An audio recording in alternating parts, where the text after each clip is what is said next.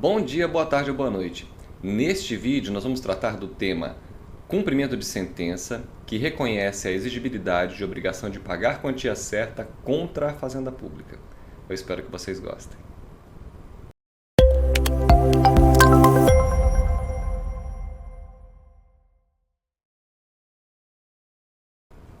Muito que bem, meus diletos. Então nós vamos tratar neste vídeo a respeito do cumprimento de sentença que é feito contra a Fazenda Pública. E nesse cumprimento de sentença é reconhecida a obrigação de pagar quantia certa. Tá? Então vamos ao nosso roteiro. Vamos ver o regime jurídico relacionado a esse cumprimento de sentença. Então vejamos o que dizem Fred Dias Júnior, Leonardo Carneiro da Cunha, Paula Sarno Braga e Rafael Alexandria. Na página 687, nessa obra aqui, ó. É esse o livro, tá? Então, vamos ver o que eles dizem.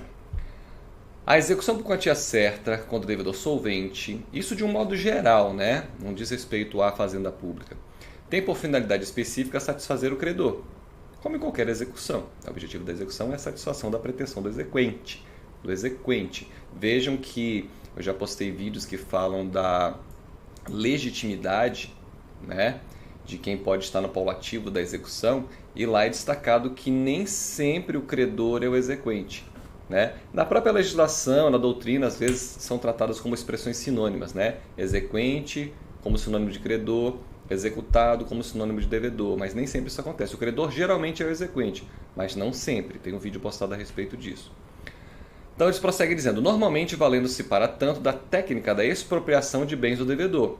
Então isso contra o particular, ok. Né? Agora vejam, quando a Fazenda Pública é o devedor, né? Eu diria, quando a Fazenda Pública é executada, né? As regras gerais de expropriação não têm aplicação. Por quê? Lembrem disso, os bens públicos são impenhoráveis e inalienáveis.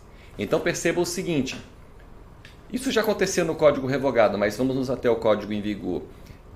Existe um procedimento específico, nós vamos ver daqui a pouco a redação dos artigos 534 e 535 do novo Código de Processo Civil, e nós vamos ver que o legislador tomou cuidado de criar um procedimento específico de cumprimento de sentença para quando for executada a Fazenda Pública. Fazenda Pública, assim entendida, a União, os Estados-membros, os municípios, suas autarquias, suas fundações, Distrito Federal também, né? Então, quando a Fazenda Pública é executada, e vejam, quando a obrigação é de pagar a quantia certa, vai se aplicar esse procedimento que nós estamos vendo nesta aula, neste vídeo, né? Nós vamos ver também o artigo 910, que trata da execução contra a Fazenda Pública quando o título é extrajudicial. E vejam, se a Fazenda Pública é exequente, aí vai se aplicar a lei de execução fiscal. Tá? No futuro próximo, de repente, eu posso até fazer vídeo a respeito desse tema. Tá? Mas aqui entendam, nós vamos aplicar o Código de Processo Civil quando é executada é a Fazenda Pública e a obrigação é de pagar a quantia certa. Por que tem um procedimento diferente daquele que eu já tenho vídeos postados aí de cumprimento provisório, cumprimento definitivo, enfim? Porque os bens públicos são impenhoráveis e inalienáveis. Então aqui nós vamos ver que não há penhora. Nós vamos inclusive olhar rapidamente o que diz o artigo 100 da Constituição. Nós vamos ver a questão relacionada ao precatório. Precatório masculino, não digam precatória, porque aí é outra coisa. Aí é comunicação de ato processual, tá? Nós vamos ver isso hoje. Então essa observação é importantíssima com relação a esse regime jurídico, tá? Vamos em frente. Vejamos agora, no que diz respeito ao objeto, o que diz Araquém de Assis, em sua consagrada, festejada obra Manual da Execução. Já disse, repito, não conheço obra mais completa do que essa, que trate de execução. Apesar de Araquém de Assis ser um autor, digamos, é um clássico, né? E ele é conservador em alguns pontos, né? A questão da atipicidade, dos meios executórios, ele não vê com bons olhos isso, e os tribunais têm aplicado. Enfim, mas é uma obra excelente. Então, Araquém de Assis diz lá na página 1358, olha só o que ele diz. Desse esquema legislativo, e veja, quando ele fala desse esquema legislativo, ele está falando do artigo 100 da Constituição, ele está falando do 534, do 535, do Código de Processo Civil e também do 910. Né? Então, desse esquema legislativo, chega-se à firme conclusão de que a execução contra a Fazenda Pública abrange suas dívidas pecuniárias. Nós vamos ver, eu até tirei um tópico específico para isso, uma lição do Humberto Teodoro Júnior, com relação às outras obrigações. Aí a Fazenda Pública não vai ter tratamento diferenciado, se a obrigação é de fazer, não fazer ou de entregar coisa. Tá? Aliás, eu estou devendo vídeo sobre esses assuntos aí, pretendo fazer no futuro próximo. E ele prossegue dizendo, e pouco importa o título, se for judicial, artigos 534, 535, né, judicial ou extrajudicial, se for extrajudicial, 910, que em determinado momento até remete aos artigos 534 e 535, né, em que se baseará a execução para realizar crédito pecuniário. Veja que ele destaca duas vezes, é a obrigação de pagar a quantia. Né? Os procedimentos mencionados, relativamente homogêneos, pois o 910, parágrafo 3º, remete aos artigos 534 e 535, e a rigor, a diferença reside na designação, embargos e impugnação. Embargos, você já sabe que o título é extrajudicial. Impugnação significa dizer que o título é judicial. Os embargos e a impugnação são formas de o executado se opor à execução. Né? A impugnação é a forma dele se opor ao cumprimento de sentença e os embargos a execução fundada em título extrajudicial. E na amplitude plenária da execução fundada em título extrajudicial, a teor do 910, parágrafo 2º, da oposição da Fazenda Pública cuidam apenas as dívidas dessa natureza. Então vejam, nós vamos ver que pode-se alegar muito mais matéria em embargos à execução do que na impugnação. Na impugnação, as matérias, digamos, são mais restritas. Por quê? Porque já houve um processo de conhecimento antes do cumprimento de sentença. Então, quando a execução é fundada em título extrajudicial, aí a Fazenda Pública que pode opor embargos à execução e ele pode alegar muito mais matérias do que poderia fazer na impugnação. Tá? A capa do livro nós já vimos. E aí, aqui, claro, existe uma interdisciplinariedade aqui com direito constitucional, com direito administrativo. Eu não vou tentar permanecer aqui no processo civil, mas eu destaquei duas decisões interessantes para vocês, que dizem respeito mais ao direito administrativo. Uma delas é esse recurso extraordinário. Vocês querendo, depois entrem no site do Supremo, pesquisem esse critério aqui e vocês vão achar a decisão. Vocês podem ver o relatório, o acórdão na íntegra. Né? O que eu quero destacar para vocês é o seguinte. Não obstante exista uma certa controvérsia a respeito da natureza jurídica dos Correios, já foi determinado pelo Supremo que olha só, esse trecho em negrito que é importante. Ó. Os bens, as rendas, os serviços da Empresa Brasileira de Correios e Telégrafos são impenhoráveis. E a execução deve observar o regime de precatórios. Então vejam, para os Correios vai se aproveitar o procedimento dos artigos 534, 535 e 910. Para os Correios sim, apesar de ser uma empresa pública, né? A rigor não faria parte do conceito fazenda pública, né? Mas o Supremo já bateu o martelo com relação a isso. Já no que diz respeito aos conselhos de fiscalização profissional, como a OAB, por exemplo, depois querendo pesquisa esse critério aqui, ó, para vocês lerem o acórdão na íntegra, né? Ver o relatório, o voto. Olha o entendimento do Supremo. Os pagamentos devidos em razão de pronunciamento judicial pelos conselhos de fiscalização, como a OAB, o CRM, né, não se submetem ao regime de precatórios. Então, para eles, vai se aplicar o procedimento que se aplica aos particulares. Eles não têm aqui as benesses dos artigos 534, 535 e, sobretudo, as benesses do artigo 100 da Constituição. Não vai pagar através de precatório. Tá? Os conselhos de fiscalização profissional. Vamos em frente, essa observação era importante. Essas observações, né? Vamos lá, Prez, me ajuda. Pronto. Outras obrigações. Então vejamos agora o que diz Humberto Teodoro Júnior nessa obra aqui. Essa é a obra de onde eu tirei, da página 157, essa lição aqui do Humberto Teodoro Júnior. Olha o que ele diz. Cabe destacar que as regras especiais de execução imprópria... Por que ele fala execução imprópria? Porque não vai haver expropriação, não vai haver penhora. Então, ele chama de execução imprópria. Porque a execução propriamente dito, haveria penhora, haveria alienação de bens, né? Aqui não. Então, cabe destacar que as regras especiais de execução imprópria via requisitório. O requisitório que ele está falando aqui é o precatório, né? Ou a requisição de pequeno valor, que a gente vai ver também, né? RPV que falam, né? Tem o objetivo de evitar a expropriação de bens do patrimônio público. Por que são empenhorados? Porque, vejam, deve prevalecer o interesse público, né? Imagine se para pagar uma dívida da Fazenda Pública fosse penhorada uma ambulância, fosse penhorada uma viatura da Polícia Militar, da Polícia Civil. Não tem como, né? Então, por isso, só se referem à execução por quantia certa. Só para execução por quantia certa. Como expressamente dispõem os artigos 500T4 e 910. 500T4 para execução fundada em título judicial, 910 para execução fundada em título extrajudicial. Outras hipóteses de execução forçada não importam ordinariamente a expropriação de bens patrimoniais do devedor inadimplente, no caso aqui a fazenda pública, né? Assim, na execução para a entrega de coisa, certa ou incerta, não há que se cogitar do procedimento dos artigos 534 e 910, visto que a atividade jurissatisfativa, né, que busca a satisfação da pretensão do exequente, né, se refere na espécie a bens do próprio credor e não da fazenda pública. Porque se foi determinado que a fazenda pública deve entregar algo ao exequente, significa dizer que essa coisa, esse bem, é do exequente. Então a fazenda pública seria só devolvendo aquilo que não é dela, né? Então não teria sendo atingido nenhum bem público, né? Então esta, conforme os termos da sentença, tem apenas a posse ou detenção de bens de outrem, competindo-lhe por isso restituí-lo ao legítimo dono ou a quem de direito, conforme previsto na sentença. E essa parte fui eu que negritei, tá? Que é o que sintetiza esse pensamento. Ó. Aqui, portanto, a execução é feita in natura, sem nenhum privilégio, mediante o procedimento normal do artigo 578. Então, assim, o procedimento que existe para a obrigação de fazer, não fazer e entregar coisa, se aplica tanto a particular quanto à fazenda pública.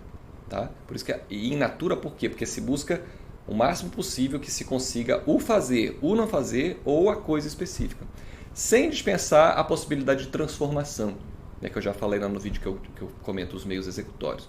No futuro próximo eu pretendo fazer vídeos específicos sobre esses outros procedimentos e a gente volta a falar desse tema. Tá?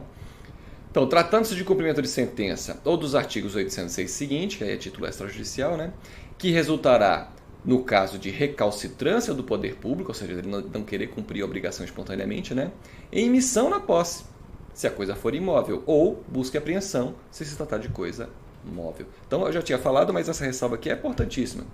O procedimento de que nós falaremos hoje diz respeito apenas à obrigação de pagar quantia certa. E essa obrigação é da Fazenda Pública. Fazenda Pública como executada. Como exequente, lei de execução fiscal. Então vamos ver agora no Código de Processo Civil o que dizem os artigos 500T4, 500T5 e 910. Em seguida nós veremos o artigo 100 da Constituição. Não vamos ver todos os parágrafos, porque são muitos, mas vamos ver aquilo que é essencial. Tá? E aí, a partir da leitura da Constituição, a gente vai ver uma divergência no âmbito dos tribunais. Tá? Vamos lá. Deixa eu abrir aqui para vocês o Código de Processo Civil. Aqui está ele. Então começa aqui no capítulo 5 do cumprimento de sentença, que reconheça a exigibilidade de obrigação de pagar a quantia certa pela Fazenda Pública. Então vejamos o que diz o 500T4. No cumprimento de sentença, que impuser à Fazenda Pública o dever de pagar quantia certa, então se fazer, não fazer, entregar coisa é outro procedimento, né? O exequente apresentará demonstrativo, discriminado e atualizado do seu crédito. Aqui não se dispensaria, se houvesse necessidade, a liquidação. Já tenho vídeos postados sobre liquidação de sentença. Então poderia haver liquidação. Mas se depender apenas de cálculo aritmético, o próprio exequente deve apresentar esse demonstrativo discriminado e atualizado do seu crédito, que deve conter o nome completo, o número de inscrição no cadastro de pessoas físicas ou no cadastro nacional de pessoa jurídica do exequente, o índice de correção monetária adotado, que é para se dar elementos para ser verificada a correção da conta, né, do cálculo, os juros aplicados e as respectivas taxas, o termo inicial, o termo final dos juros e a correção monetária utilizados, a periodicidade da capitalização dos juros, se for o caso, a especificação de eventuais descontos obrigatórios realizados. Né? Então, isso tudo diz respeito a essa memória discriminada e atualizada do débito. Né? Isso aqui cai muito em concurso. Curiosamente, eu não botei nenhuma questão ao final, mas existem. Com meus alunos, a gente resolveu muitas questões e muitas vezes isso aqui cobrado em questões de concurso público. Ó. Havendo pluralidade de exequentes, ou seja, litisconsórcio no polo ativo, né, mais de um exequente, cada um deverá apresentar o seu próprio demonstrativo, aplicando-se a hipótese, se for o caso, disposto no 113, parágrafos 1º e 2º. Aí eu remeto vocês ao vídeo que eu já postei sobre litisconsórcio. Tá? Parágrafo 2º. A multa prevista no parágrafo 1º do 523 não se aplica à fazenda pública. Vejam, se tirasse esse parágrafo 2º, ele nem faria falta, porque nós sabemos que os bens públicos não podem ser objeto de penhora, né? Mas, enfim, deixou o legislador aqui bastante claro que A fazenda pública não é chamada para pagar. A fazenda pública é chamada para impugnar, se o título for judicial, a gente vai ver o 575. Ou para embargar, se o título executivo for extrajudicial, nós vamos ver o 910. Então essa multa não se aplica, porque essa multa para o particular é um meio de coerção patrimonial para ele pagar. Ora, se a fazenda pública não é chamada para pagar, não faz sentido, não faria sentido aplicar essa multa.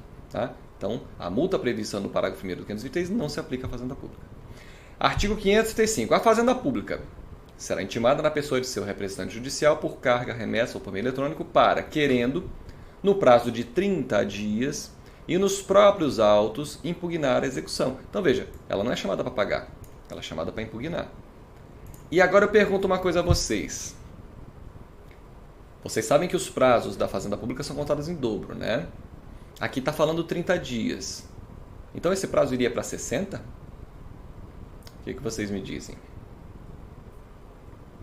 Vou mostrar para vocês aqui o que diz o artigo 183 do Código de Processo Civil. Olha o que ele diz. É aqui que está o prazo dobrado para a fazenda pública. Ó. Olha a fazenda pública aqui. Ó. A União, os Estados, o Distrito Federal, os municípios e suas respectivas autarquias e fundações, bastaria dizer a fazenda pública, né? De direito público gozarão de prazo em dobro para todas as suas manifestações processuais, cuja contagem terá início a partir da intimação pessoal. Agora, detalhe, parágrafo 2º.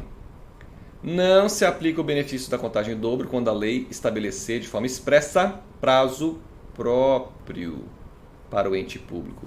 Então, vamos voltar ao artigo 535. Esse prazo dobra, minha gente? Não, esse prazo não dobra. Por quê? Porque é um prazo próprio.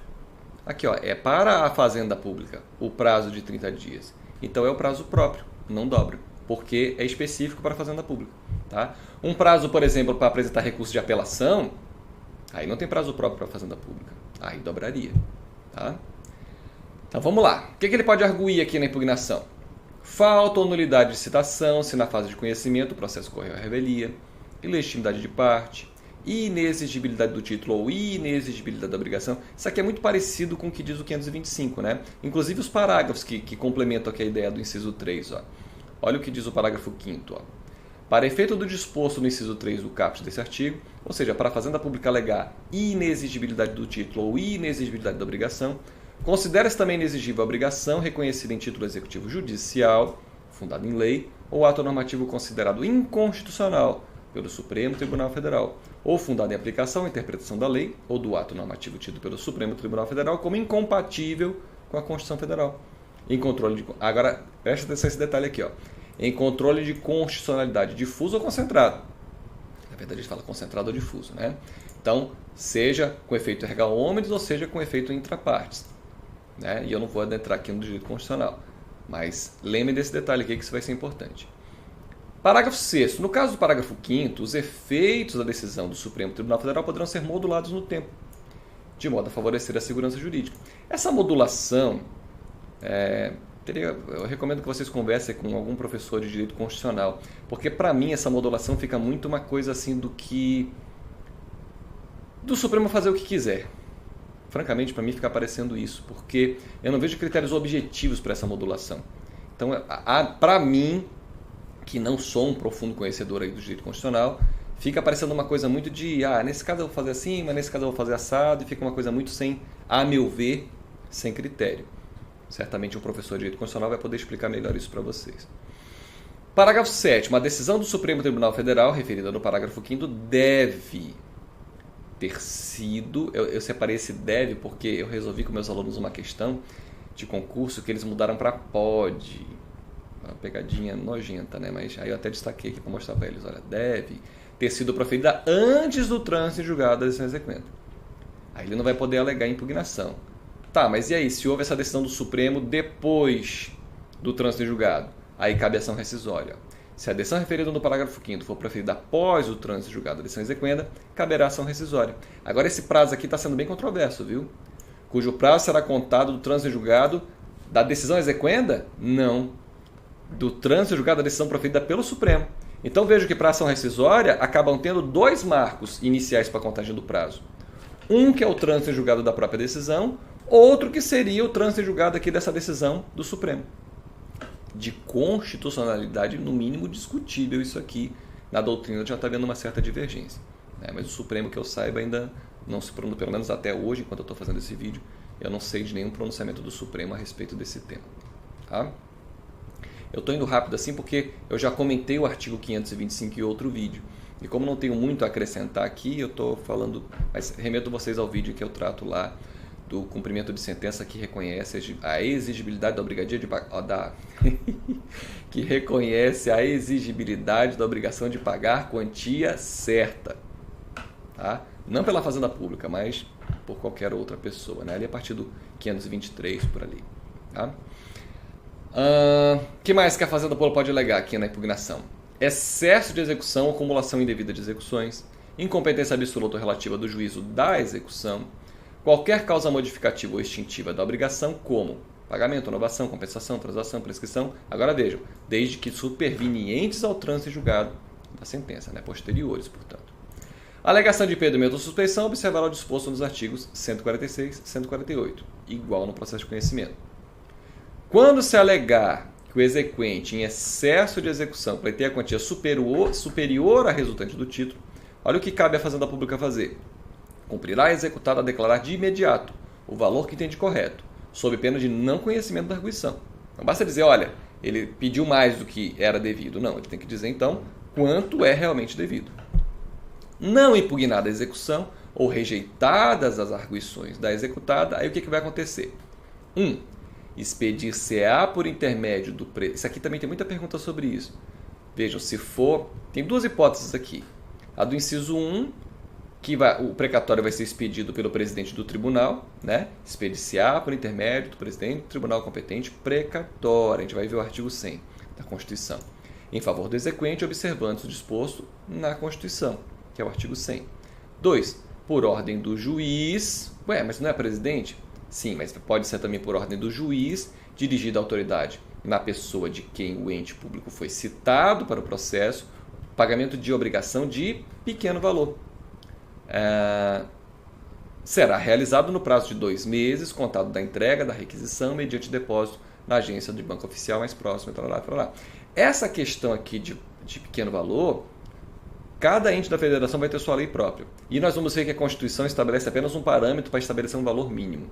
Tá? Então, vamos ver agora o que diz o texto constitucional, depois a gente retoma e termina aqui a leitura do 535. Tá? Vamos olhar aqui o texto constitucional, já deixei separado aqui para vocês. Aqui está o artigo 100 da Constituição. É ele que trata dessa regalia que a Fazenda Pública tem em juízo, de pagar através de precatório. Né? E o que justifica isso? Supremacia do interesse público. Os pagamentos devidos pelas fazendas públicas federal, estaduais, distrital e municipais, em virtude de sentença judiciária, far-se-ão exclusivamente na ordem cronológica da apresentação dos precatórios e a conta dos créditos respectivos, proibida a designação de casos ou de pessoas nas dotações orçamentárias e nos créditos adicionais abertos para este fim. Né? Os débitos de natureza alimentícia, aí vejam que eles têm preferência, né? E isso aqui levou um tempo, mas finalmente se pacificou o entendimento de que os honorários de sucumbência fazem jus a essa regalia. Eu já tive que brigar literalmente em juízo para conseguir que esse meu direito fosse assegurado. E felizmente, antes que essa briga terminasse, o Supremo se posicionou sobre o tema dizendo que sim, que os honorários têm essa natureza alimentícia. Né? Então, os débitos de natureza alimentícia compreendem aqueles decorrentes de salários, vencimentos, proventos, pensões e suas complementações, benefícios previdenciários e indenizações por morte ou por invalidez, fundadas em responsabilidade civil, em virtude de sentença judicial transitada em julgado, e serão pagos com preferência sobre todos os demais débitos. Que nem fila de banco, né? Não tem a fila preferencial? Então, quem tiver um crédito dessa natureza vai ter uma fila preferencial, mas todos que estiverem naquela fila vão respeitar a ordem cronológica.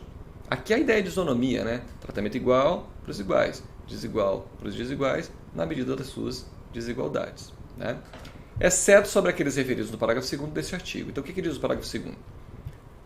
E aqui está aquela divergência que a gente vai ver.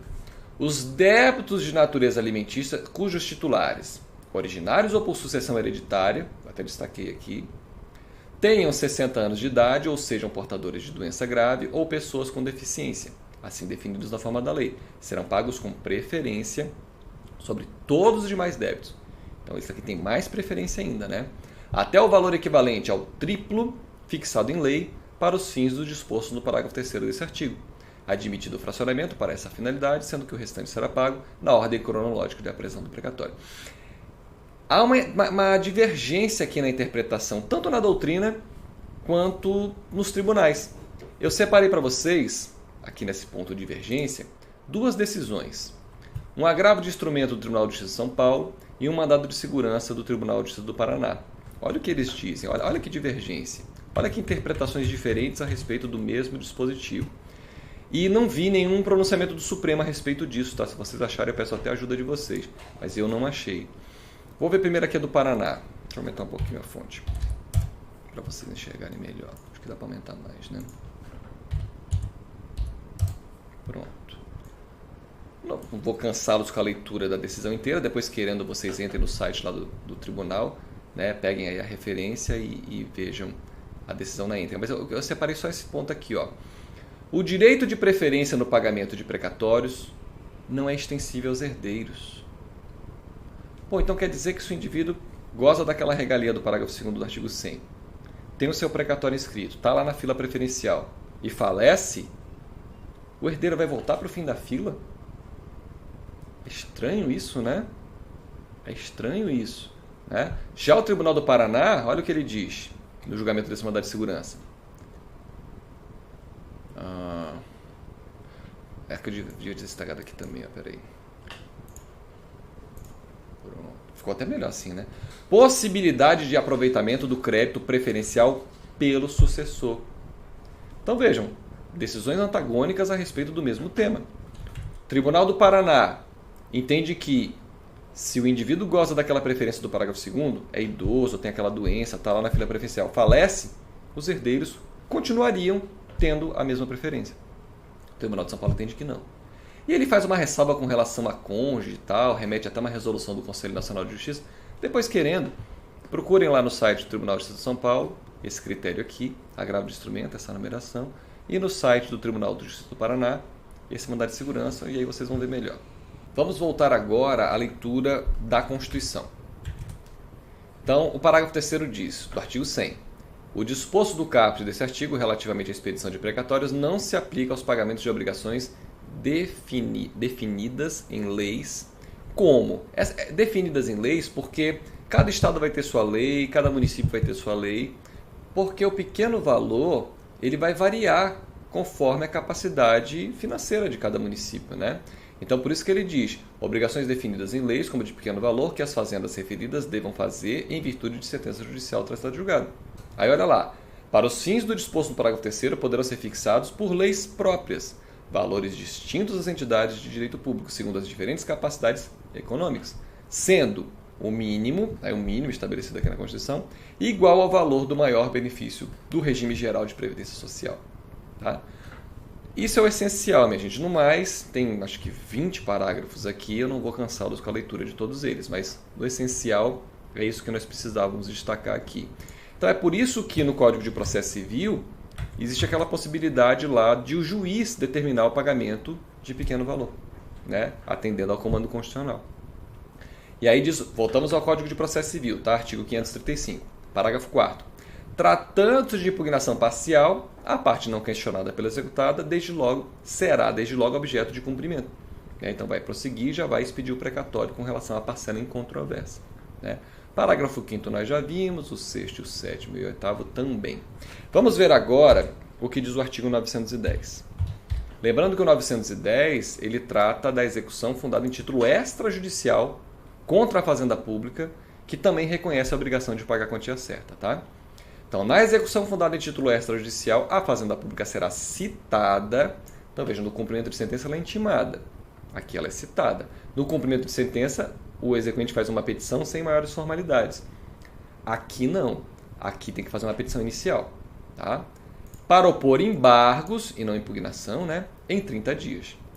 Não opostos os embargos ou transitado julgado a decisão que os rejeitar, expedição precatório ou requisição de pequeno valor, em favor do exequente, observando-se o disposto no artigo 100 da Constituição.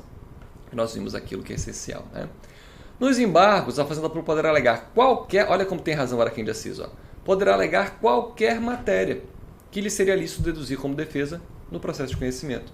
Então, diferentemente da impugnação, que enumera as matérias, né? Aqui não, aqui ele pode alegar qualquer coisa, que seria lícito alegar no processo de conhecimento. E no mais, com relação ao procedimento, aplica-se a este capítulo, no que couber, o disposto nos artigos 534 e 535. Vamos em frente. Vamos agora resolver duas questões de concurso. Eu até recomendo que nessa parte vocês façam uma pausa, tentem resolver e depois continuem o vídeo para ver a resposta comigo. Tá? Então, essa prova de 2020, Banca Funesp, órgão Fito, prova tal para advogado. Vou ampliar para vocês verem melhor. Aí. Pronto, ficou ótimo. Então, conforme rol taxativo do Código de Processo Civil, no cumprimento de sentença, a Fazenda Pública poderá impugnar a execução, mas não poderá arguir. O que a Fazenda Pública não pode arguir aqui? É claro que se você olhar a redação do 535 vai ficar fácil, né? Mas vejam aí o que vocês acham que a Fazenda Pública não poderia alegar. Nulidade de citação, se na fase de conhecimento do processo correr revelia, pode ser alegado essa impugnação? Pode. Ilegitimidade de parte? Pode. Inexigibilidade do título ou inexigibilidade da obrigação? Pode. Excesso de execução ou acumulação indevida? Pode. Então, até por exclusão, a gente está vendo que é a letra D. Penhora incorreta ou avaliação errônea. Seja porque não está lá no rol do 535, seja porque nós vimos os bens públicos são impenhoráveis. Se os bens públicos são impenhoráveis, como a Fazenda Pública poderia alegar penhora incorreta ou avaliação errônea? Impossível, né? Então, letra D, a resposta dessa questão. Exatamente porque os bens públicos são impenhoráveis e inalienáveis. Ok? Mais uma questão para encerrarmos.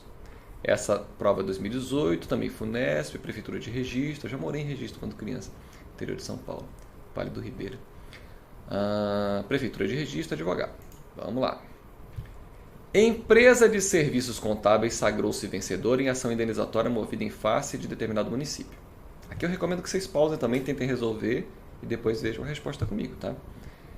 A sentença condenatória transitou em julgado. Com relação à execução de título judicial em face do município, é correto afirmar que... Vamos começar aqui pela letra E. Se considera inexigível a obrigação reconhecida na sentença, fundada em ato normativo considerado ilegal pelo Superior Tribunal de Justiça? Ilegal não, né? Porque não é qualquer lei, tem que ser incompatível com a Constituição, né? Então não é a letra E. Se considera inexigível a obrigação reconhecida na sentença fundada em aplicação ou interpretação da lei ou do ato normativo tido pelo Supremo Tribunal Federal como incompatível com a Constituição Federal, desde que em controle de constitucionalidade concentrado. Lembra quando a gente fez a leitura do Código de Processo Civil? Eu falei, olha, preste atenção aqui. Não é só em controle concentrado, mas também no difuso. Está errada a letra D. A Fazenda Pública Municipal não poderá arguir a incompetência relativa do juiz da execução. Pode sim, nós vimos que pode. A Fazenda Pública será citada. Citada no cumprimento de sentença? Não, ela vai ser intimada, né? Na pessoa de seu representante judicial para apresentar, querendo no prazo de 30 dias, embargos? Não, impugnação. Impugnação, está errada a B. Então só pode ser a A, né?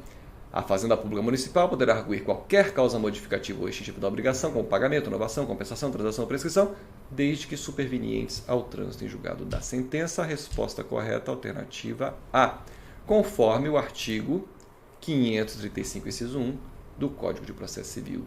Gente, nem preciso dizer, né? Isso aqui é uma apertadíssima síntese desse tema, que é muito mais extenso, é muito mais complexo. Isso aqui mais para despertar o interesse de vocês pelo assunto.